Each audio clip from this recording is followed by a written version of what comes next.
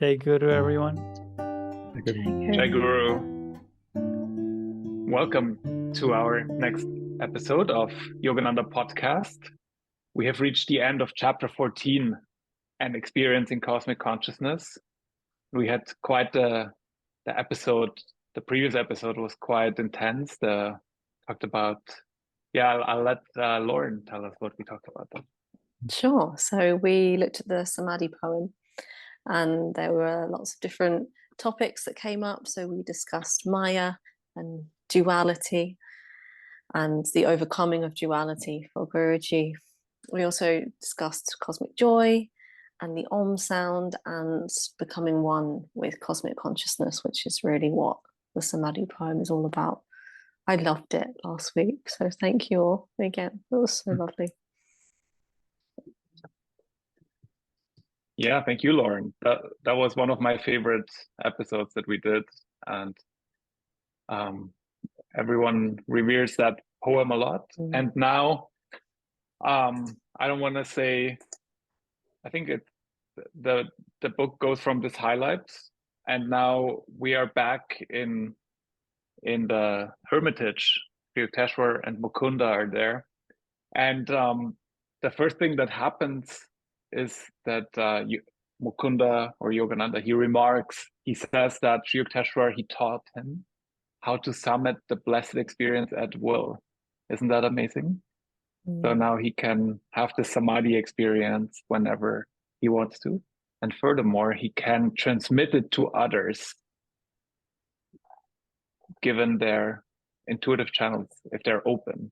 Otherwise, it's not working. We remember the comparison with the 1,000-watt and the 5-watt lamp, right?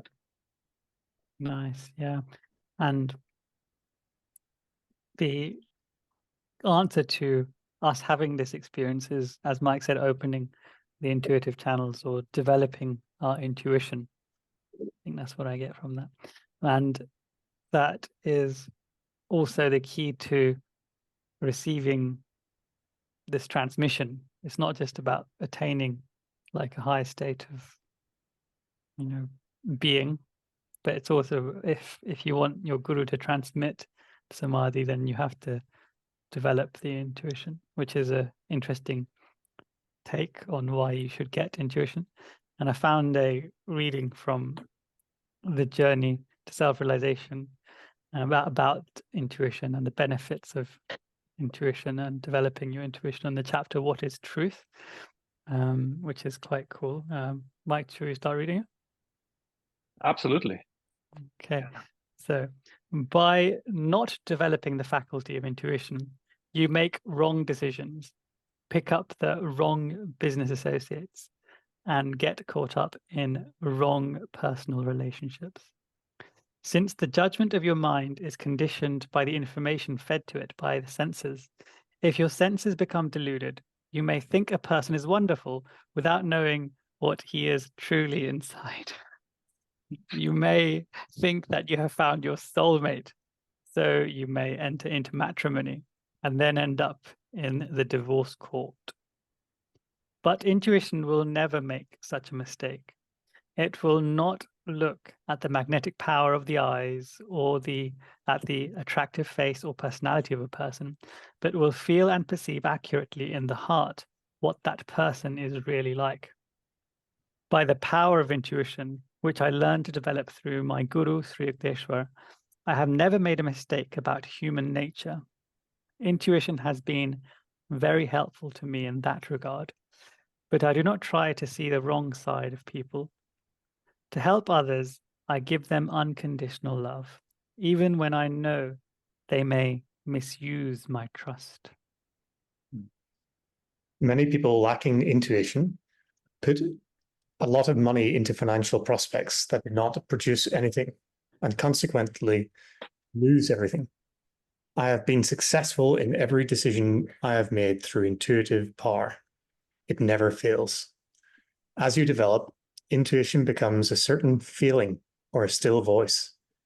Because ladies are more receptive to feeling than are men, they usually have more intuition, except when they become emotional. Men are generally ruled more by reason than feeling. But if they have fine intelligence balanced with feeling, that leads to intuition. The surest way to liberate the expression of intuition is by meditation, early in the morning and before going to bed at night. As you keep your engagements for business and for everything else that you think of as important, so should you not forget your engagement with God. You may think you are too busy, but suppose God were too busy to give you life. You would drop in your tracks. To keep your daily appointment with God, you must reserve the time for him. Meditate and pray deeply and wait for his response. If you repeatedly call on him with ever deeper concentration, he will answer your prayer.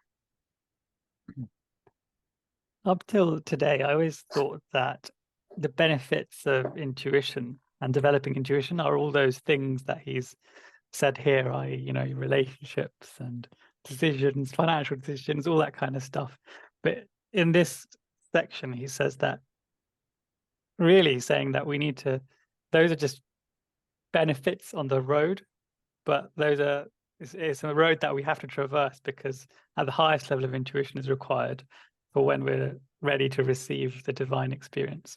So, making progress in everyday walks of life where intuition is beneficial is actually part of the journey, not just like a nice to have. Yes, I think that is something that is not intuitive. That was definitely not intuitive to me when I first started on the path, that Guruji doesn't just want us to live our life. I always thought you have to live your life by certain rules, like, the yamas, niyamas, or commandments, but I didn't feel like that God actually expects of you to be successful in life, and that's really important, and that you have to use meditation, intuition, prayer to get there. That is something that I kind of learned later, mostly by reading his books. So I feel that was very helpful, and also reading the lessons. I think the lessons, they talk a lot about success and the importance of it. So it's not just optional. It doesn't mean you have to live a materialistic life, but it kind of means that you need to have worthwhile goals and apply the teachings to reach them. I think that's a good way of putting it. Nice. Yeah. So back to Yogananda's great new, he's an avatar. He probably had this in past lives as well, but he's now able to, he says, he entered that ecstatic union many times for months, and he found out why the Upanishads describe God as rasa, which is the most relishable. And so you would think this is kind of like the pinnacle of your spiritual journey. But yeah, Priyank. Yeah, and the word rasa is used. Sorry for butchering it. Yeah. No, it's different. Like in Sanskrit, it would be rasa. In modern day Indian languages, it would be ras, because we cut out the r for some reason. But the ras, as we say in India, is like a very fine taste, or like a juice of life. Like, for example, we have this very mango pulp we call mango ras. So you can imagine how nice the connotation is to this feeling that is referenced here from the Upanishads. And it says God is rasa, the most relishable. I think it's a really nice translation. Yeah. So God is not mango rasa, he's just rasa. Okay. Yeah. There's some blasphemers that don't like mango, so we can't say mango. We can only say rust. But I'm sure there's someone. I haven't met this person, but I'm sure there's someone out there that doesn't like mangoes. Yeah. Not liking mangoes. Oh wow. I love He's not going to be mangoes. Lauren's friend, is he, Lauren? No. Well, we Or can be she? friends, but we won't bond over mango. That's for sure. Oh, I love mango. Yeah, no, it's definitely a red flag if someone Yeah. doesn't like mango. Yeah, Mm. Is that what your 100%. intuition is telling you, people? You meet someone, everything is fine, and then he doesn't like mango. That's it. It ended right there. Nice meeting you. Oh wow. So you would think that he reached his goal now, Mukunda, as a devotee. I mean, maybe not in life, but on his spiritual journey, that's definitely a milestone. But now he formulates a question that is actually something that someone who might not be on a spiritual path would ask, like someone that is like bringing it back into the normal vocabulary. He said, "I want to know, sir." He asked Sri Yukteswar, "When shall I find God?" And that's right after his Samadhi experience. So it's a really good question though, because it really gives Sri Yukteswar the opportunity to explain what God really is. Yeah. Yeah, it's fine. It's like in keeping with Mukunda's personality to now, isn't it? Like really, like when he presses his advantage, will you, like before he's like, will you promise to reveal God to me, all these kind of things. But now, like even as Mike says, after Samadhi, he's still really persevering, really never satiated. He wants to like make doubly and triply sure that this is really it, and it's not his mind playing tricks on him. But I get the feeling that this is like the ardor that we need to have in our spiritual path, and never to be satisfied with whatever comes our way. Just keep seeking blessings here and there. Just keep going for the higher and higher blessings, like a child. Yeah, children always want more, don't they? Yeah. Yeah, very sweet. I have to say, I remember when I read this, and I still get the feeling now, I find this part of the chapter really comforting.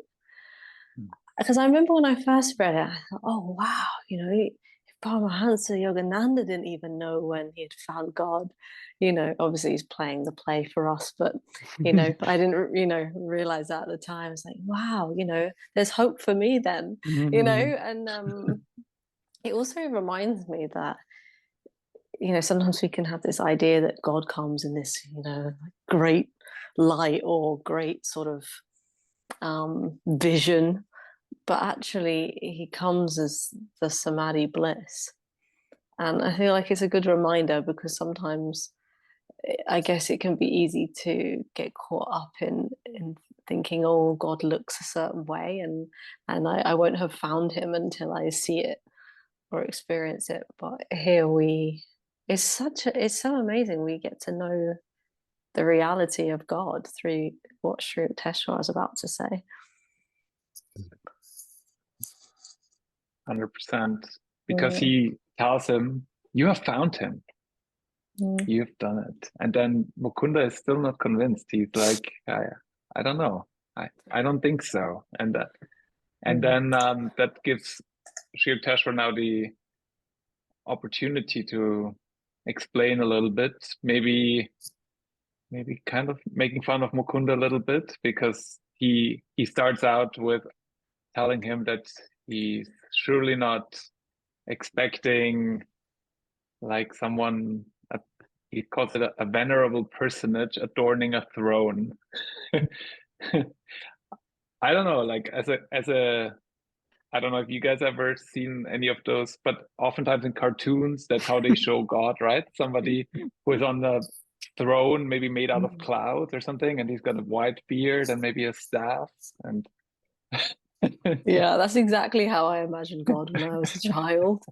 And then I was like, how can there be a man in the sky with a white beard?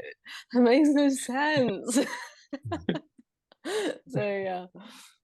I love the word antiseptic corner of the Gospels, because it's such a good description of what we are taught, certainly in the biblical sense of what God you know, our Father who art in heaven. You know, these are the images that are conjured up when you hear this description of God. And I love that Sri Yukteswar is bursting that delusionary bubble for us. I think he really loves bursting bubbles. Yukteswar. He's really enjoying this. And then he goes, okay, so maybe it's not that.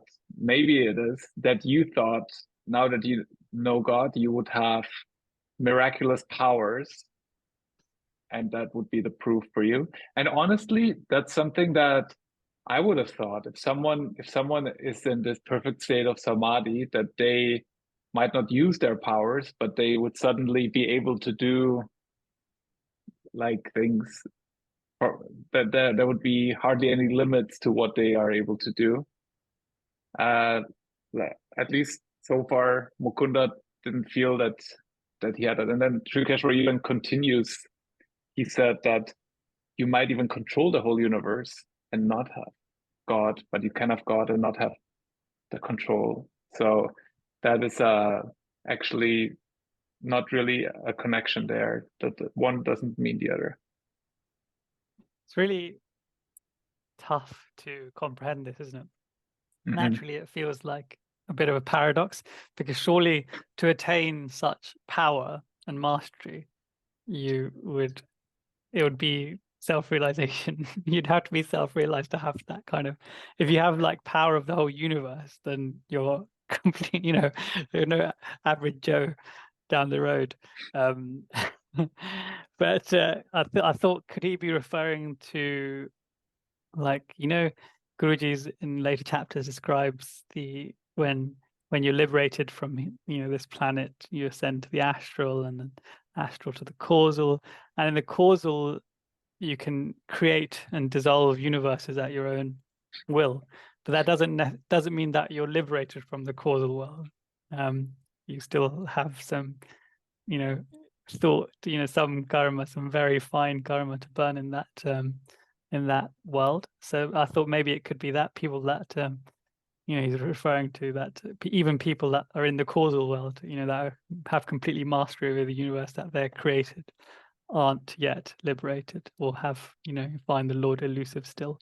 Otherwise, it's really impossible for me to comprehend how someone with that level of spiritual power wouldn't be self-realized. Yeah, and it's like you said, Priyank, like when you reach Nirvikalpa Samadhi, you reach above all of those worlds, right? Not just this one, but also above the astral and above the causal world. And in those other worlds, there would be incredible powers that we don't even know about, that we are already then saying we don't need those. We just care about God.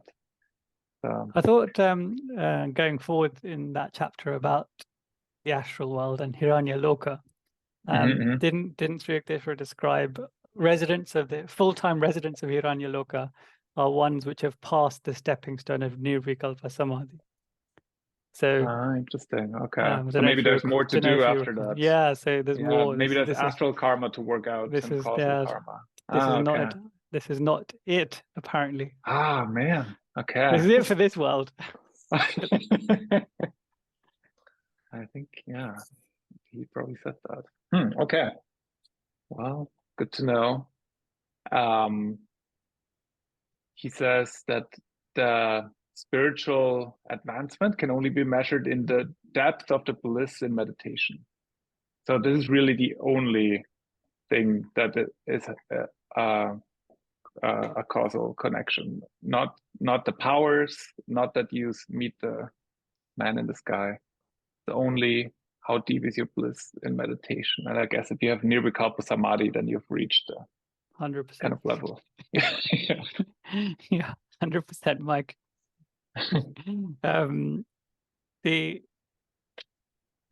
So with this metric of how deep is your bliss, is basically an equation for how far you've gone, your spiritual advancement.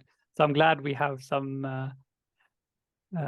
way of measuring, but it's not doesn't satisfy my thirst, because I can't measure this like with numbers or anything. It's like a very subjective. It's like a very subjective. I want to put a Yeah. sensor there, you know, like a heart rate monitor or something, a bliss monitor somehow.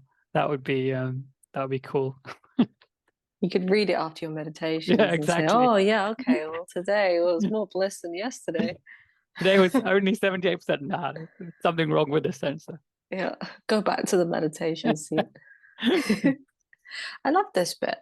I don't know about you guys. I'd like to hear your thoughts, but I feel like somehow it makes God and the goal of the path seem more accessible and realistic in terms of our ability to feel and I'm going to use the word achieve here, but you know what I mean, the goal.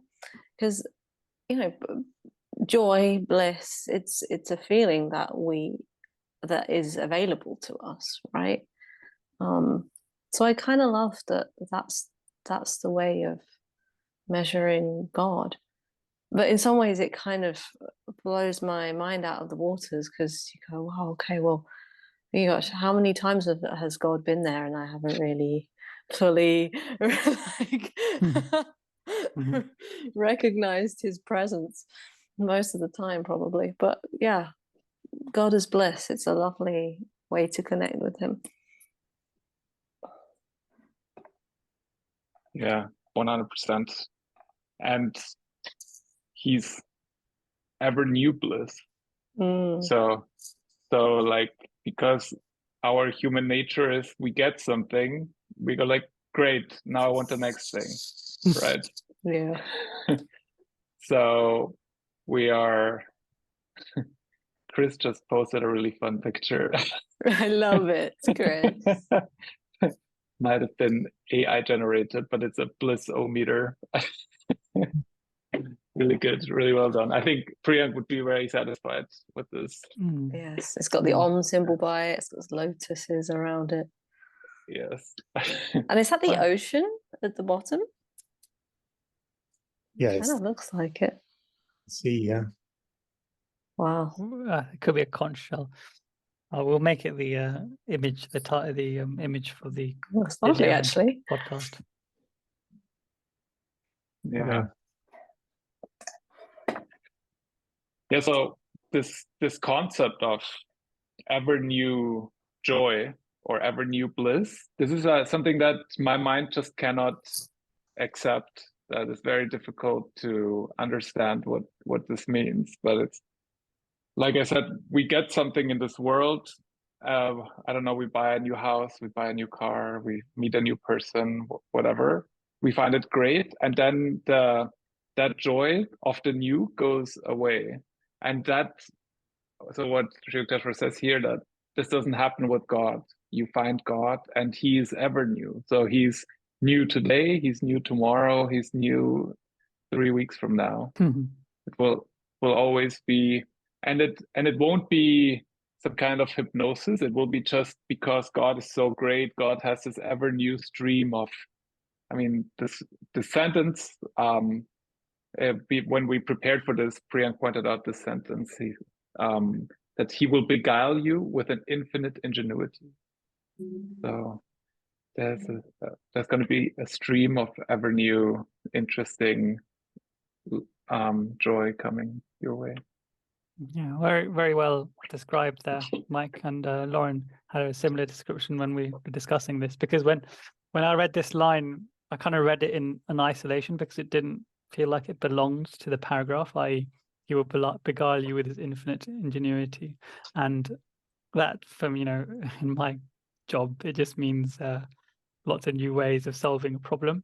But this is not exactly the same context, as Mike has described. This is about God showing you how joy is, evolving, and it's never old, and it's never the same joy, and all that good stuff. So thank you for that description. That's allowed me to understand this paragraph better.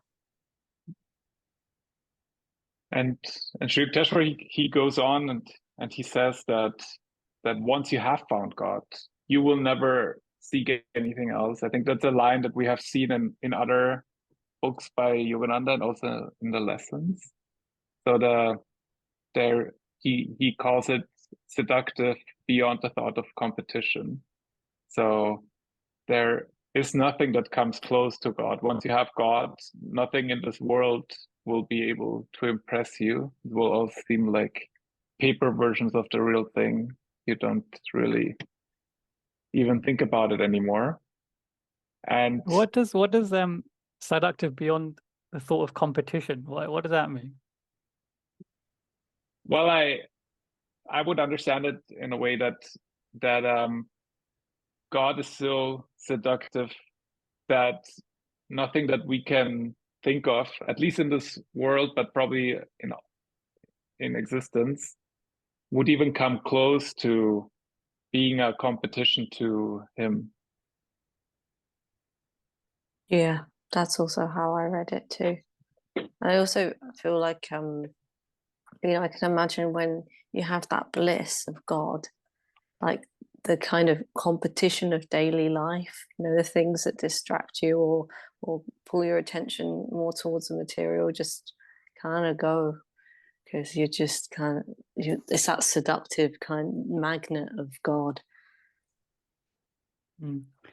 Thank you for that. That's explained it again better. This the preceding line actually is probably relevant, where it says you wouldn't, if you had it, you'd never dream of exchanging it for anything else. And then it's the line, seductive beyond the thought of competition. So nothing else can compete, essentially. Nice. Thank you. And then Sri Yukteswar goes on and he says, like, with like earthly pleasures, we weary of them quickly, and desire for material things, it's endless, and probably we've all experienced this. The more things you get, the more things you want.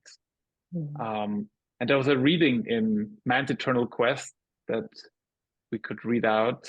It's called "To Be Happy Under All Circumstances is Real Success." Lauren, do you want to start reading? Success is not a simple matter. It cannot be determined merely by the amount of money and material possessions you have. The meaning of success goes far deeper.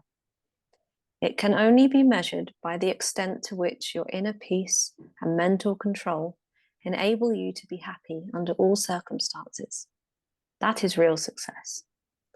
When you can look within and your conscience is clear, your reason unprejudiced, your will firm yet flexible, and your discrimination strong. And when you are able to obtain at will the things you need and the things you consider worthwhile, you are a success.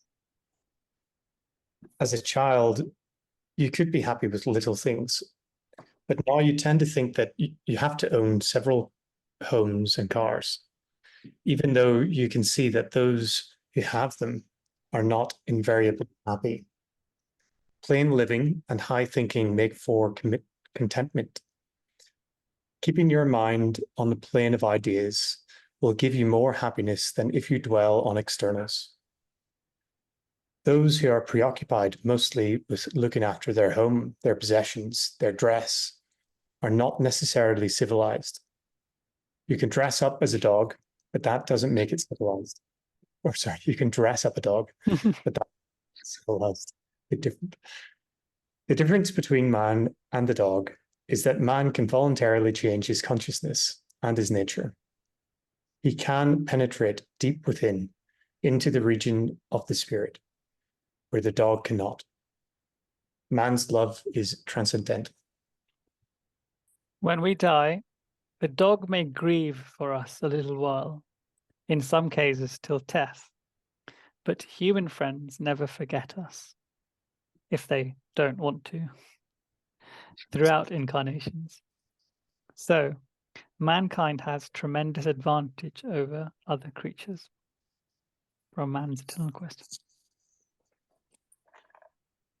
Yeah, so the real success is not the material things that we get, but it's the peace we feel inside, the bliss we feel inside. Like we said, and Sri Yukteswar says that we go from one material thing to another, and none satisfies us, because what we're actually looking for is God.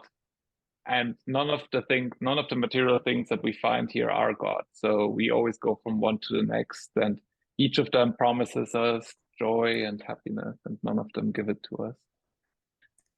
So we go, and then it's even worse. Like, the more we long and the more we seek in the outward world, the more it destroys our inner peace, right? And then those false pleasures, they only, like Sri Yukteswar says it, they offer false pleasures that only impersonate soul happiness. So the only way to really get back to this kind of peace that we're looking for is through divine meditation. And there we will find this ever new joy that we were talking about. And he asks a really interesting question at the end of this paragraph. He says, can we be surfeited with bliss, delightfully wearied throughout eternity? And I don't think we can. I hope we can't. I don't think we can. Yeah. And I had to search what surf meant. Me too. Yeah, I didn't know what that meant. Yeah, I had to look it up. Do you want to tell us what it means? It means that you... Oh, sorry. No, please, Mike, go ahead. Oh, it's like you get so much of something that you feel like it's too much now. Yeah. That's... Yeah. Indeed. So I'm guessing with this is the quality of this ever new bliss that it doesn't have. It's not, you can't have enough of it. Sounds great. And when Mukunda hears that, now he understands. He says, I understand now, sir. And why saints call the Lord unfathomable. And he goes on, he says, even everlasting life could not suffice to appraise him. And yeah. Sorry, Mike, I thought you were pausing. It kind of makes sense in some way that for Gurji, he was trying to go away to the Himalayas so often, wasn't he? Constantly trying to go there to meditate and be in bliss and samadhi and find God that way. But he was being pulled back to serve a purpose that was, something we're very thankful for as the four of us. And if you think about it, he would have to have amazing, not just discipline, but willpower to take himself away from this lack of excess, driven bliss that he would experience in samadhi. It would be almost easier, right, to sort of pull yourself away if you had the karma to do so, meditate. But actually, it has to come back into this world and act and serve in this world for us. So it just brings a whole new appreciation for what he's done versus what he had in front of him. The line, even everlasting life could not suffice to praise him. Does that mean that even if you have eternity to describe or like define how great this bliss or the Lord is, it still wouldn't be enough? So it's beyond, bliss is beyond infinite, basically, beyond eternity.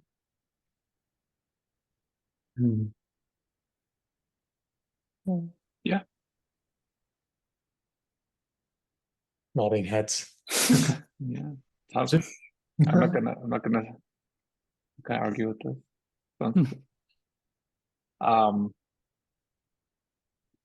So Sri Yukteswar now continues with something that is it's just a small sentence, but it's actually kind of the solution to the whole thing. So he says, Kriya Yoga, he removes all the sensory, he calls them sensory obstacles here.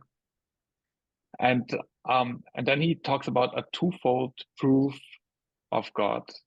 So there's not just the bliss, that is one part of it. So this ever new joy is evidence of his existence.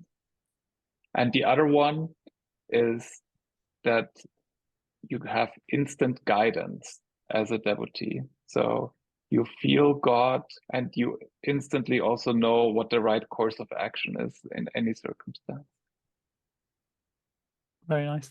The line at the start of this paragraph is also related to that, where it says he is also near and dear, you know, and another other parts of the teaching says nearer than the near and dearer than the dear, which is, you know, very apt for this description, this twofold description of proof of God that Mike just described. And Guruji now says, okay, now you gave me this way to measure if I found God. So now he's like, do I feel this infinite bliss? Yes. Do I feel that whenever I feel this bliss, I know what the right course of action is? Also, yes. So he's satisfied. Yeah. And it's this whole concept of using Kriya to find all the answers is also in the Lahiri Mahashaya quote, where he says something along those lines of he advises his disciples to use Kriya as the means to solve every single problem in your life, essentially, not just the ones which deal with infinite bliss and consciousness, but all the things along the way, such as developing your intuition for the right course of action, as described here. Yeah, and hence there's a lot of those reports when, like, direct disciples of Yogananda or of Dayama said they went to them with a problem, and the answer was often give it to God or meditate more or something like that, right? Because that's really the answer to most problems we have in life. And Sri Yukteswar, he says that this is a beautiful sentence. He says, human life is beset with sorrow until we know how to tune in with the divine will. And then he says, whose right course is often baffling to the egoistic intelligence. So I don't know if that ever happened to you, but sometimes you saw that the right course of action was something that your mind would have never come up with. I can relate to this. So. The line, the Lord works in mysterious ways comes to mind, doesn't it? Especially when we're convinced that it's God's done the wrong thing. It can't possibly be. This can't possibly be what He intended for me to go through, or for someone to inflict upon me. Yeah. Well, he calls it the egoistic intelligence. So I think that's already showing why oftentimes egoistic intelligence is wrong, because it's seeing everything from the me as the body perspective, and that's not the most important thing.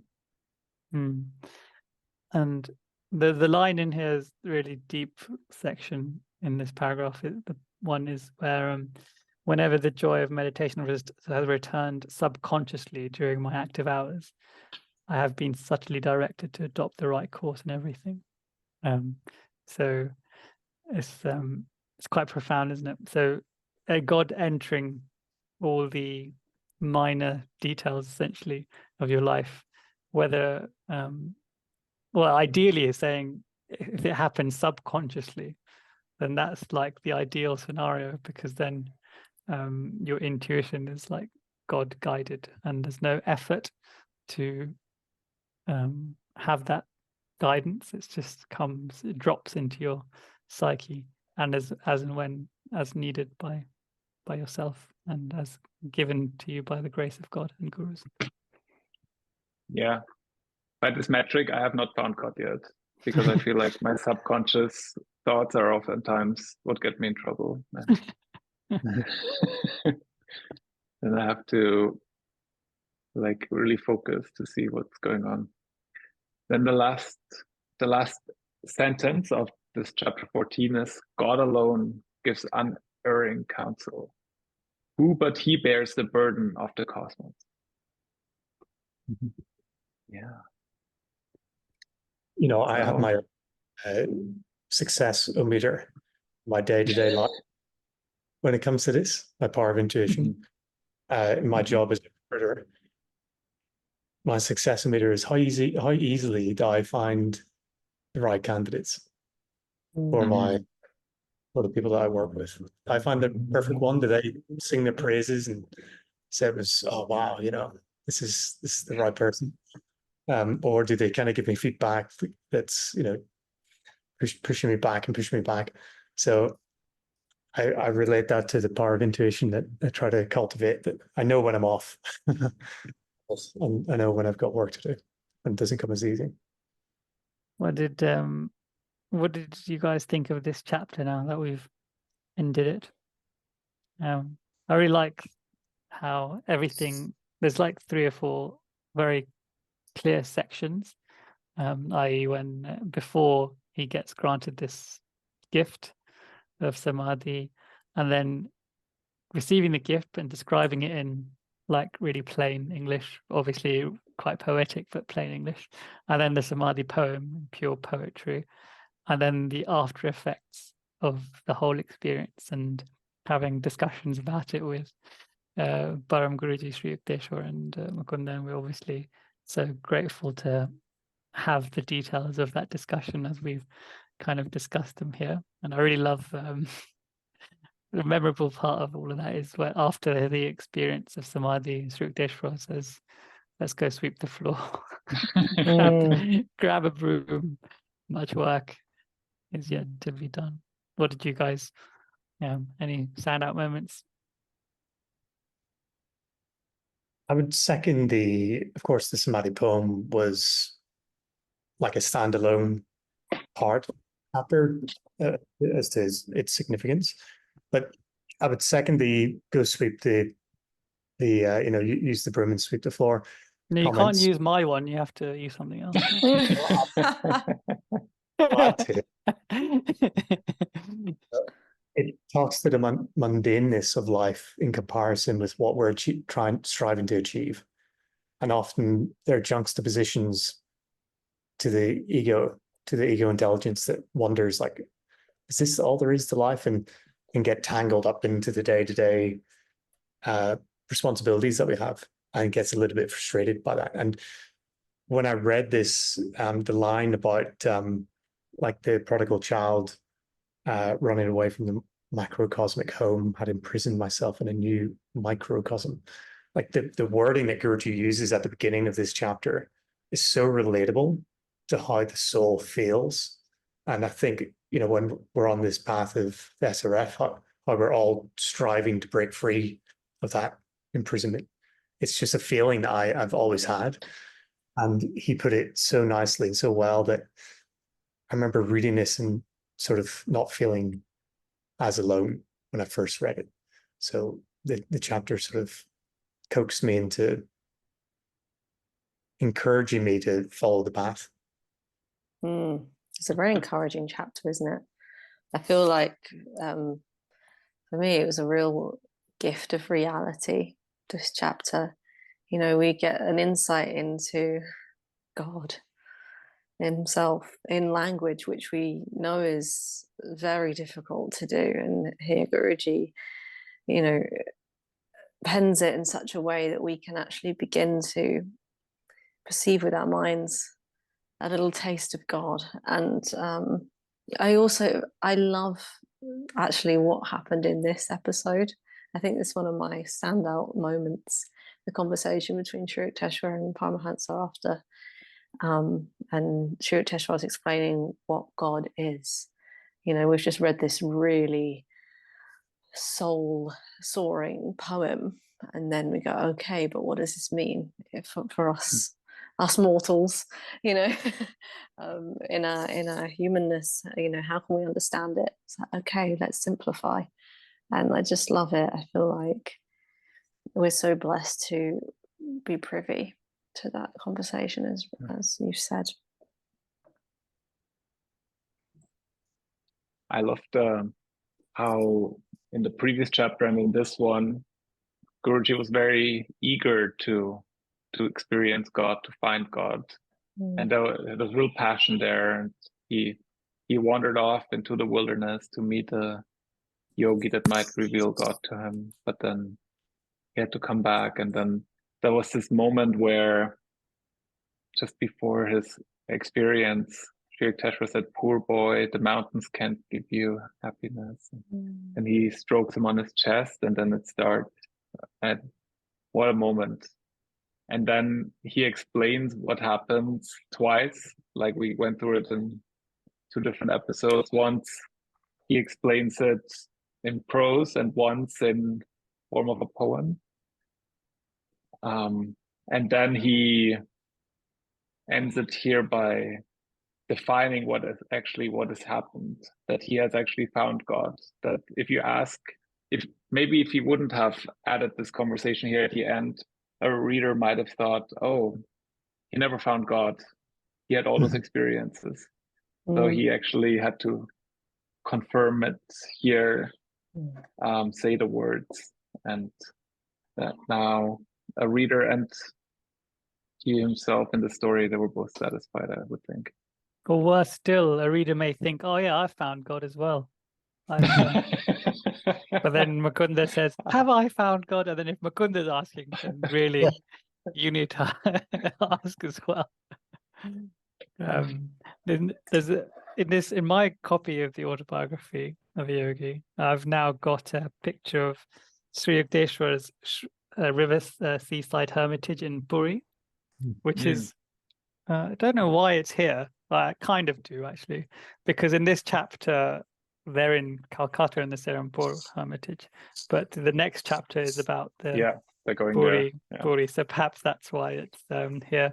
But this, just briefly talking about the image here, is that if you go there, this building is exactly as it is shown here. Have you seen it when you were in Puri? Yes, I did. Yeah, amazing. I did a vlog as well about it.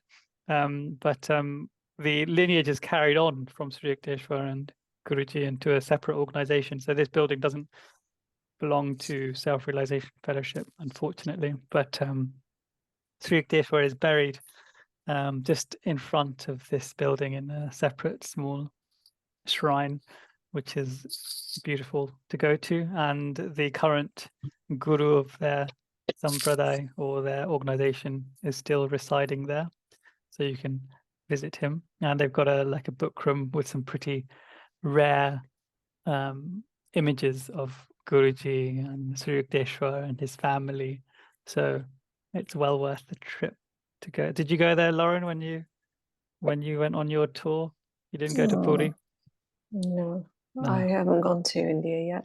Oh, Erin and Lux, sorry, not you. Sorry, it wasn't you. Not yet. One day my feet will touch people. another land, but not yet. Other people that have been on the podcast, weren't there? Yes. Yeah, so should we talk about the next chapter? Yes. Nice. So next chapter is called, what's it called, Chris? The cauliflower what? Robbery. Yes, nice. Is it the great cauliflower robbery or just great? Okay. No greatness in that. Wrong. Even though it was pretty great. I love this chapter. It was great, and it was very strange, and it was very intriguing. How a seemingly insane moment has a lot of depth and meaning and science. So Guruji here remembers even the tiniest details of this story because they seem to be very relevant for what happened, because he describes in detail the science of the mind being the broadcasting station, and karma and destiny, and the radio of your mind, using that. And then so that's half the chapter. The other half of the chapter is about this fantastic festival in Puri, in Jagannath Puri, where it's probably this festival where they take the deities out of the main temple, and there's a massive procession, and millions upon millions of people go to this pilgrimage site at this time. So there was and Guruji, being here in his ashram, they wanted to also celebrate the festivities, and there's a miracle surrounding the weather, which is quite nice, which I hope to go into a bit more detail.